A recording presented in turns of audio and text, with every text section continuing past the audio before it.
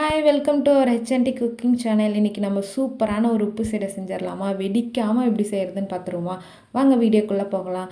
அதுக்கு stove on பண்ணி பாத்திரத்தை வச்சு 2 டேபிள் ஸ்பூன் வெள்ளை உளுந்து சேர்த்து நல்லா லோ ஃப்ளேமில் கோல்டன் கலர் வர வரைக்கும் வறுத்து எடுத்துக்கோங்க.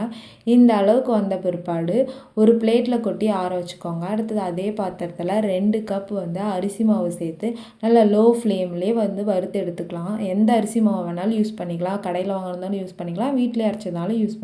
நல்லா லோ ஃப்ளேமில் வச்சு வறுத்து எடுத்துக்கோங்க. இது எப்படி வறுபட்டுருச்சுன்னு தெரிஞ்சுக்கிறதுக்கு இந்த மாதிரி கரண்டியில் மாவு எடுத்து போட்டிங்கன்னா கோல மாவு போடுற மாதிரி வரும். அப்படி இருந்தால் மாவு நல்லா வறுபட்டுருச்சுன்னு அர்த்தம். இதையும் ஒரு பக்கமாக ஆற வச்சுட்டு ஆல்ரெடி வறுத்து ஆற வச்சுருக்க உளுந்தை மிக்ஸி ஜாருக்கு மாற்றி பவுடரை அரைச்சி எடுத்துப்போம்.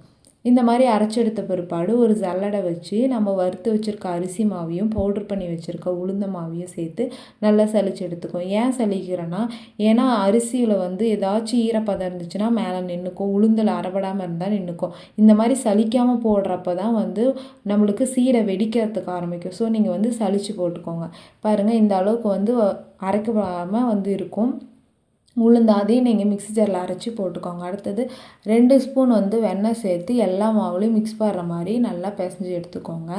நல்லா பிசைஞ்சு எடுத்த பிற்பாடு இந்த மாதிரி பிடிக்கிறதுக்கு வரும். அப்படி பிடிக்கிறதுக்கு வரலைன்னா இன்னும் கொஞ்சம் வெண்ணெய் சேர்த்து நல்லா பிசைஞ்சிக்கோங்க.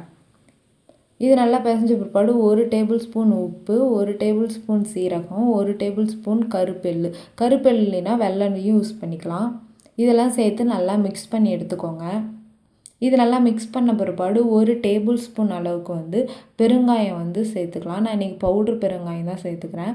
உங்கள்கிட்ட கட்டி பெருங்காயம் இருந்துச்சுன்னா நீங்கள் தண்ணியில் கரைச்சி கூட அதில் சேர்த்துக்கலாம்.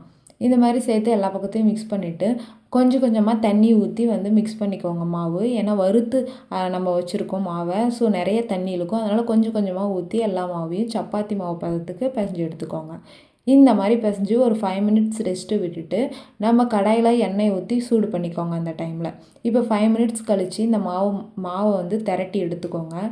இப்படி திரட்டி எடுக்கும்போது மாவு ஈக்குவலாக எல்லா சைடும் பால்ஸ் ஈக்குவலாக வரும். இந்த மாதிரி 3 விரல் வச்சு திரட்டிக்கோங்க. அப்படி உங்களுக்கு கஷ்டமாக இருந்துச்சுன்னா நான் இப்போ திரட்டுற மாதிரி உள்ளங்கைக்கு கீழே 4 விரலை வச்சு திரட்டி எடுத்திங்கன்னா சூப்பராக பால் வந்துடும். இந்த மாதிரி எல்லா மாவையும் திரட்டி வச்சுக்கோங்க. இப்போ எல்லா மாவும் திரட்டி வச்சுருக்கேன். இது சூடான ஆயிலில் ஒன்று ஒன்றா போட்டுக்கோங்க. லோ ஃப்ளேம்லேயே வச்சு போடுங்க. ரொம்ப ஹை ஃப்ளேமில் வச்சு போட்டிங்கன்னா மேலே மட்டும் தீஞ்சாப்பில் இருக்கும், உள்ளே வேகாமல் இருக்கும். ஸோ ஒன்று ஒன்றா பொறுமையாக எடுத்து போட்டுக்கோங்க.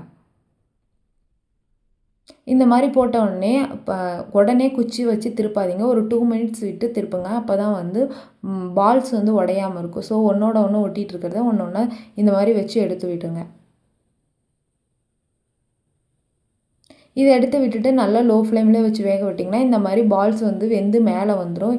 இப்போ நல்லா வெந்துருச்சுன்னு அர்த்தம். ஸோ இந்த மாதிரி அரிக்கரண்டி வச்சு எல்லாத்தையும் எடுத்திங்கன்னா நம்ம சூப்பரான உப்பு சீடை ரெடி.